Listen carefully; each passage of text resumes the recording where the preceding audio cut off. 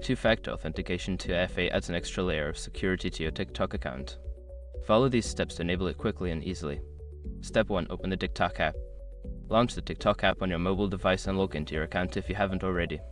Step 2. Go to Profile. Tap on the profile icon located at the bottom right corner of the screen to access your account settings. Step 3. Access settings. In your profile, tap on the three dots or the menu icon in the top right corner to open the settings menu. Step 4. Select security. Scroll down and find the security option in the settings menu. Tap on it to access security features.